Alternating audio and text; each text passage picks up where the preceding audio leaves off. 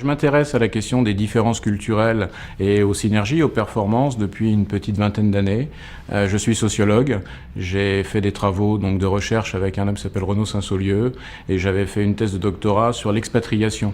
Comment on est étranger à l'étranger et quelles sont les ressources d'intégration.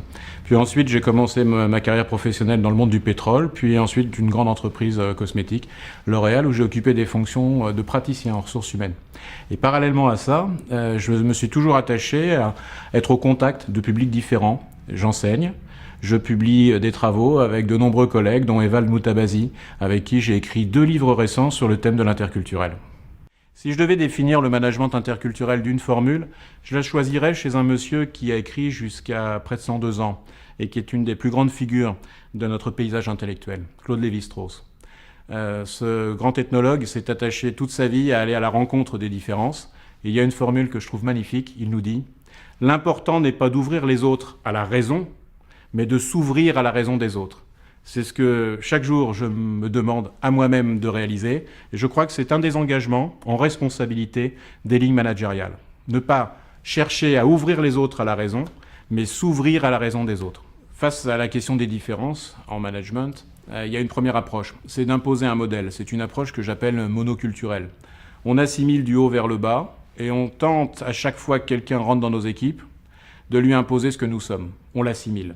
Ça, c'est une approche qui, historiquement, a fait ses preuves. On peut peut-être créer de la valeur, mais pas sur le long terme. Et moi, ma conviction, c'est qu'il faut aller au-delà de cette approche monoculturelle. Il y a une deuxième façon de faire. 2 entreprises se rapprochent avec leur histoire, avec leur façon de faire. Mais on continue, des semaines plus tard, des mois plus tard, de s'appeler en réunion les ex-2 et de ne pas travailler réellement ensemble. On ne crée pas de synergie. Ça, c'est le risque d'une approche multiculturelle. La loi ne garantira jamais le passage du mono-multi à l'interculturel. Et donc moi, ma conviction, c'est que la rencontre de l'autre, le travail avec des équipes diversifiées, c'est peut-être, certainement d'ailleurs, le respect de la loi, mais c'est beaucoup plus. C'est essayer de s'attacher à revisiter ses propres catégories acquises depuis l'enfance. Quelle est l'idée que je me fais du rapport au temps de travail? Est-ce que j'ai plutôt un mode de management qui est dans le présentéisme? Est-ce que je donne sa chance à quelqu'un qui a charge d'enfant et qui fait le choix en fin de journée d'aller vivre la responsabilité de sa famille plutôt que d'être avec moi pour échanger des tours de main, des bonnes pratiques et la façon de faire? Et donc, moi, ma conviction, c'est qu'on ne peut pas manager en ayant simplement l'œil sur le code du travail et la peur du gendarme. On doit rappeler les faits, mais on doit s'inscrire dans la connaissance, peut-être même la volonté de comprendre des histoires de vie. Un manager considéré comme légitime, c'est quelqu'un qui accepte les questions et qui accepte de s'entendre dire par quelqu'un de différent des choses qui lui sont utiles, sur lui, sur son tempérament, sur sa personnalité, mais qui ne lui font pas forcément plaisir. Et ça, je crois que c'est une très grande attente parmi nos collaboratrices, nos collaborateurs de tous les âges. On dit souvent que la génération nouvelle, la génération des jeunes, questionne. C'est certainement vrai, ils ont un franc-parler, quelque chose de plus direct dans leur mode de questionnement. Mais je pense que ce qui nous rassemble tous, c'est la volonté d'être reconnus dans nos spécificités. Et là, moi, ma conviction, c'est qu'il n'y a pas le domaine du chiffre et des tableaux de bord, il y a celui des histoires de vie, il y a celui du temps qu'on passe utile à vouloir se changer et changer le travail des autres. Ça passe par enrichir les tâches, accepter que quelqu'un ne travaille pas comme moi dans le même espace de temps, et peut-être même n'attendent pas d'être évalués avec les critères qui sont les miens. Son sens de la performance n'est pas mon sens de la performance. Monoculturel, j'assimile l'autre. Multiculturel, nous vivons, mais nous vivons côte à côte, même des années plus tard. Interculturel, je m'attache finalement à accepter qu'un autre regard se pose sur moi et me transforme. Dans le champ du management interculturel, une de nos préoccupations, c'est d'essayer de cerner des différences d'ordre national entre des modes de fonctionnement. Y a-t-il une modalité de vivre ensemble en France particulière? Y a-t-il aux États-Unis d'autres façons de faire différentes, intégrant les différences par un autre chemin? Je crois que quand on évoque le management interculturel, la notion de culture nationale est à prendre en compte. Pour ma part, j'ai toujours considéré, et je l'observe au quotidien, que si vous donnez, en tout cas ça a été le cas pendant des années, un stylo à quelqu'un et que vous lui dites « dessine-moi ton entreprise », il y a des chances encore aujourd'hui qu'en France, ils prennent votre stylo et qu'ils dessinent une pyramide hiérarchique dans laquelle il va différencier, ce qui pour lui est évident, mais qui posera des questions à un Américain d'étonnement, ou à un Hollandais d'étonnement. Il va vous dire, chez nous, il y a les cadres, mais attention, il y en a deux types. Il y a les cadres dirigeants et les cadres opérationnels. Puis en dessous, on a les agents de maîtrise, et puis si vous êtes dans un hôpital, ce sont les aides-soignantes. Si vous êtes dans une usine, ce sont les opérateurs. Cadres, agents de maîtrise, ouvriers ou aides-soignantes. Cette manière de couper la société en trois, je la crois rattachée à une partie de notre histoire. La noblesse, le clergé, le tiers-état. Chacun peut être noble à son étage, mais pour autant, dans nos manières de représenter le monde, de nous voir évoluer, nous sommes habitués peut-être tout petits à toujours découper et à ne jamais être au service de quelqu'un. Ce n'est pas noble d'être au service de quelqu'un. Un petit peu comme la domesticité du théâtre de Molière, où on va suivre son maître. Non. En France, il convient de rendre service.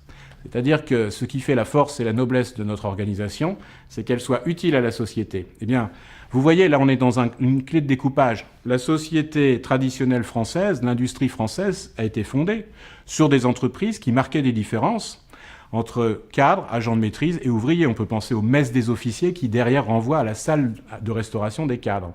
Cette manière, en fait, de cheminer dans l'organisation, petit, moyen, grand, elle a fait le succès des autodidactes. On démarre petit et puis par l'effet d'expérience, on chemine et on fait carrière. Elle est fondée sur l'ascenseur social, sur la possibilité de progresser.